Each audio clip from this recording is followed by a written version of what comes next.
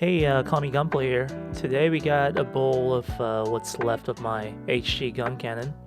I'm just kidding, everything is here. I snapped this kit like 5 years ago, back when I didn't really know what I was doing. What you see here is after a horrible gate sanding job, top coat from a can, left to gain dust for years, and I finally got around to wash the top coat off with some Odenkan paint remover. This stuff is really good. If you got older kits that you want to rework, or if you're lucky enough to be from a country with a decent used gunpla scene, definitely get this. This stuff is mild, so you can wash off the top coat or paint without damaging the part. Definitely don't use actual paint thinner unless you want gunpla crumbs instead. Anyways, let's see if I can save this kit somehow. First of all, these legs need seamline removal. I've done this before with plastic cement, but I did kind of an awful job on it, so there are still visible cracks. Here I'm filling it up with black super glue and sanding it down. All the joints and backpack need seamline work as well, but the parts are all separated pretty well, so it's a pretty easy job. I found the chest part kind of plain, so here I'm using a pencil to draw some details on to get a rough idea. I want to combine panel lines and PVC plate details. As you can see here, display tape is my scribing tape of choice. The printed measure is really the key to accurate, speedy work. Maybe one day I'll get big enough to get a display sponsorship or something, I literally just want some free stuff. I really went all out on this lower arm part. We got panel line, we got a whole round raised detail. I'm trying to go for kind of a test type look by adding these details, which I'll be painting in orange for an industrial warning type of look, if that makes sense. It might surprise you that I'm kind of manlit by societal standards, standing at a towering 5'7" in height. While I can't do anything about it, my gunpla wouldn't be suffering the same fate, especially when you see these types of leg joints. You can easily add some PLA plate to underneath the joint. Here, just by doing this one simple trick, I was able to add 1mm to the overall height of the legs, and it's totally invisible. It might not be much, but it totally helps in fixing the stocky proportions of the Guncannon. I got this Gundam Geo 4 kit that I'm working on where I'm adding a whole 4mm in height, so I'll be doing a more detailed tutorial on that one. The cannons themselves need seamline removal, and you want to be careful with the raised details everywhere. This gun comes in 3 parts. The first part is pretty standard, it's a left-right snap, so you gotta remove the seam line in the middle. The scope is fixed onto the gun by this last part, so no need to do any complicated seamline planning involving the scope. I did make this mistake of installing the yellow scope part in first, and there is honestly no way to get it out. I even drilled a hole in the back, hoping that I could push it out, but it fits so snug that I couldn't really do much about it. I just have to fill in this hole and mask the scope. After everything is just standard procedure: wash, clip, and check for blemishes first with the primer. As you can see, I was able to add a lot of details to the thighs, but I wasn't able to spot the horrible gate snipping job I did all those years back. This turned out to be pretty common on this kit because, I was a young dumbass. So, shout out to young Kami Gunpla. Anyways, a bit of black super glue does the trick. I'm using metallic paint on all the joints, but gray on all the other inner skeleton parts.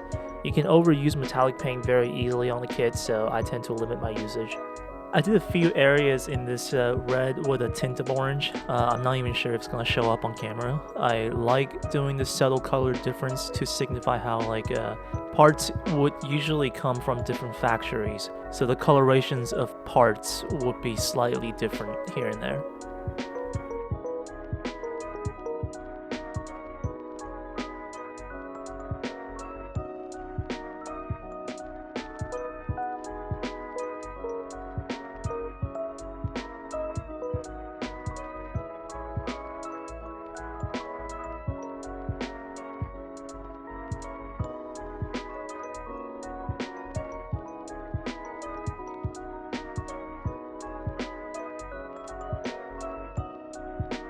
A lot of the builds online added metal detail parts to the cannon barrel for a more realistic look. I didn't really have any, but I got a 3D printer, so I just made my own. Sometimes you just gotta take it up your own hands.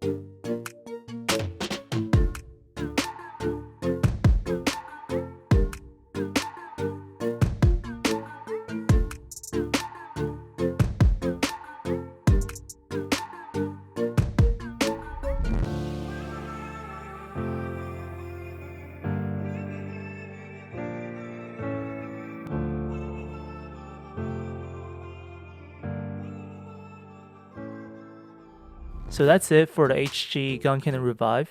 Overall, I think I did a pretty good job on revitalizing this kit. All of the HG Revive kits are excellent, and this one isn't an exception. I'm not exactly sure what's next. I got this GO4 that I'm currently working on, but it's kind of a difficult unit to get your hands on, so I don't know how much of a value of reference that would be. I also got this HG gun tank that I just snapped, so I can finish up the entire Operation V. That would be pretty cool, I think. Either way, I hope you like this video, subscribe for more content, and let me know what you think in the comments.